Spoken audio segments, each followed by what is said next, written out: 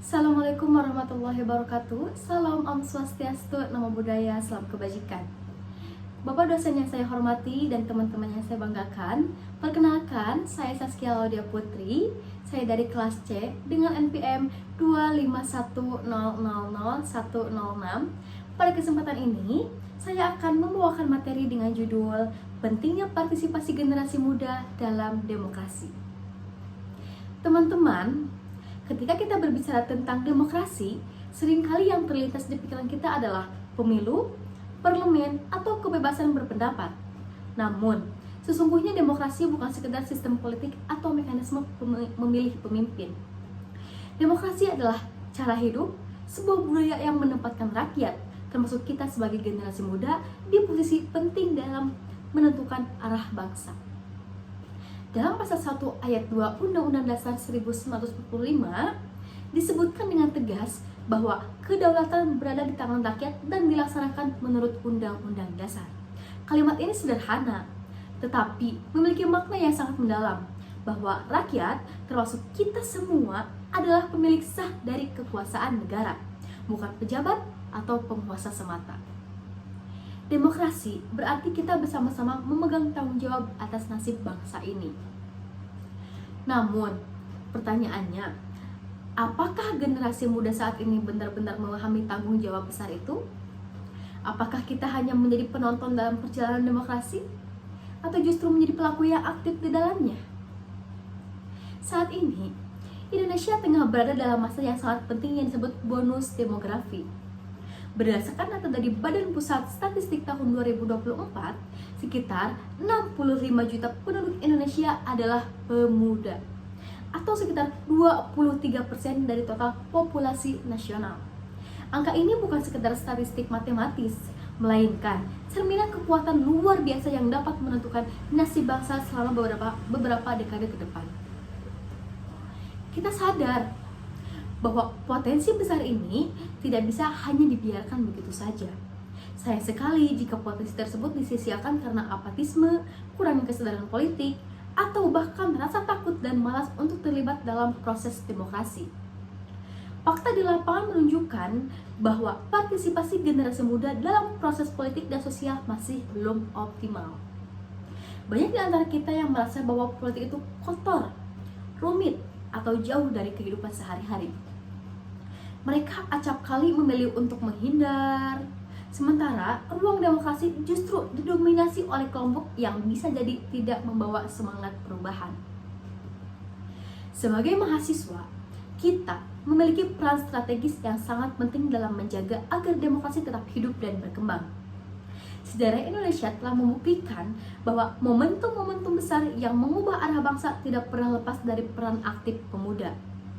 Mari kita lihat kembali nih pada masa kebangkitan nasional tahun 1908. Budi Utomo yang didirikan oleh pemuda menjadi sinyal awal kebangkitan kesadaran akan pentingnya persatuan dan kemerdekaan. Kemudian kita mengenal Sumpah Pemuda tahun 1928 ketika para pemuda dari berbagai suku, daerah, dan latar belakang bersatu dengan semangat yang sama. Satu nusa, satu bangsa, satu bahasa Indonesia. Mereka menunjukkan bahwa perbedaan bukanlah penghalang, melainkan kekuatan untuk membangun bangsa yang lebih baik.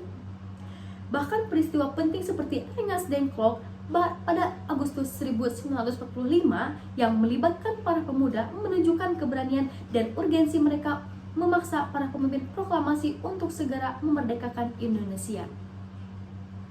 Semua itu adalah bukti nyata bahwa peran generasi muda dalam perjuangan bangsa dan demokrasi bukanlah fenomena baru. Sebaliknya, itu adalah bagian dari DNA bangsa Indonesia yang kita warisi dan harus kita teruskan. Teman-teman, di zaman modern seperti sekarang, demokrasi tidak lagi hanya diukur dari jumlah pemilih yang datang ke TPS. Demokrasi mencerminkan kesadaran politik masyarakat secara keseluruhan. Seberapa aktif masyarakat berpartisipasi dalam mengambil keputusan, mengkritik, serta mengawasi jalannya pemerintahan. Partisipasi politik kita tidak saja berbentuk pencoblosan, tetapi juga keterlibatan dalam organisasi kemasyarakatan, kelompok diskusi, maupun aktif di ruang digital seperti media sosial. Di era digital saat ini, opini publik dapat dibentuk melalui satu unggahan di sosial media. Ini memberikan kita kekuatan besar, namun sekaligus tanggung jawab besar pula. Kekuatan ini harus digunakan dengan bijaksana, agar apa yang kita sampaikan memberikan manfaat, bukan justru memperburuk keadaan dengan menyebarkan kebencian ataupun berita palsu. Sebagai contoh nyata, beberapa gerakan sosial besar di Indonesia lahir dari inisiatif dan tenaga pemuda yang bergerak di ruang digital. Gerakan reformasi di korupsi pada 2019 yang diprakarsai mahasiswa di berbagai kota adalah wujud nyata kepedulian dan kritik terhadap maraknya korupsi yang mempengaruhi kualitas demokrasi dan keadilan sosial. Mereka tidak hanya berteriak, tapi juga menunjukkan cinta kepada negeri melalui aksi yang beradab dan terorganisasi. Dari sisi global, kita juga melihat bagaimana anak-anak muda di seluruh dunia menyuarakan isu-isu seperti krisis iklim, kesetaraan gender, dan hak digital. Di Indonesia, gerakan lingkungan dan sosial yang melibatkan pemuda juga berkembang pesat, menandakan bahwa demokrasi semakin inklusif dan berorientasi pada masa depan berkelanjutan. Undang-Undang Dasar 1945 juga memberi landasan yang jelas bagi kita untuk berpartisipasi. Pasal 28E ayat 3 menyebutkan setiap orang berhak atas kebebasan berserikat, berkumpul, dan mengeluarkan pendapat. Pasal ini menjamin kebebasan berpartisipasi bagi seluruh warga negara, termasuk kita sebagai generasi muda. Namun, kebebasan ini bukan berarti kita bebas melakukan apa saja tanpa aturan. Penting adanya pendidikan politik dan etika demokrasi agar partisipasi kita selalu dalam koridor yang sehat dan konstruktif. Partisipasi yang bijak mengajarkan kita untuk tidak hanya berani berbicara, melainkan juga belajar mendengarkan, menghormati perbedaan, dan berpikir kritis atas segala informasi yang beredar. Di kampus sebagai pusat ilmu dan pengembangan pemikiran, kita memiliki peluang besar untuk berpartisipasi dalam demokrasi melalui organisasi kampus seperti BEM, UKM, maupun berbagai forum diskusi publik. Kita belajar dan mempraktikkan demokrasi yang sehat. Dari kegiatan tersebut, kita belajar menerima kritik, menyampaikan pendapat dengan santun, dan menghormati keputusan bersama yang terbentuk secara demokratis. Dengan begitu, kita tak hanya mampu memahami teori, tetapi mampu menghidupkannya dalam tindakan sehari-hari. Meski demikian, realitas sekarang menunjukkan bahwa masih ada segelintir pemuda yang apatis. Survei Komisi Pemilihan Umum atau KPU 2024 mengungkapkan bahwa partisipasi pemilih muda memang meningkat. Tetapi, banyak dari mereka datang ke tempat pemungutan suara tanpa benar-benar memahami visi dan misi calon yang mereka pilih. Akibatnya, partisipasi tersebut cenderung pasif dan mengikuti arus, bukan berdasar pemikiran kritis. Demokrasi sejati membutuhkan pemilih yang cerdas dan kritis, bukan semata soal kuantitas suara. Oleh sebab itu, pendidikan politik harus menjadi prioritas. Di sekolah, di kampus, dan komunitas, kita harus membangun budaya demokrasi yang mendorong keterlibatan aktif dan pemikiran terbuka. Mahasiswa harus didorong untuk terlibat dalam riset kebijakan, diskusi publik, dan aksi sosial yang mendorong kesadaran demokrasi. Perlu ditekankan bahwa demokrasi bukan hanya soal kebebasan, tapi juga tanggung jawab. Demokrasi tanpa etika bisa berubah menjadi anarki. Tanpa pendidikan jadi manipulasi, tanpa moralitas bisa jadi sarana kepentingan sepihak yang merusak. Oleh sebab itu, nilai-nilai Pancasila harus menjadi roh dalam setiap praktik demokrasi kita. Prinsip musyawarah untuk mufakat, kemanusiaan yang adil dan beradab, serta persatuan Indonesia menjadi fondasi moral yang membedakan demokrasi Indonesia dari yang lain.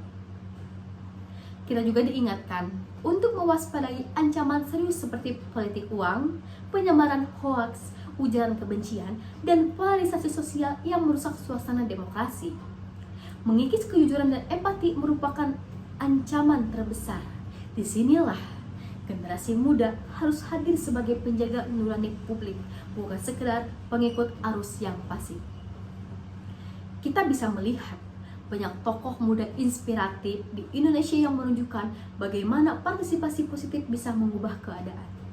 Mulai dari aktivis lingkungan seperti Emil Salim, tokoh muda politik seperti Samara Amani, hingga calon-calon pemimpin daerah yang membawa harapan dan semangat baru. Mereka membuktikan bahwa usia bukan penghalang untuk berkontribusi, asalkan disertai kemauan dan niat tulus. Di era globalisasi dan digital, peran generasi muda semakin vital. Isu-isu global seperti perubahan iklim, hak digital, kesetaraan gender, dan kebebasan berekspresi menuntut suara muda yang berani dan visioner.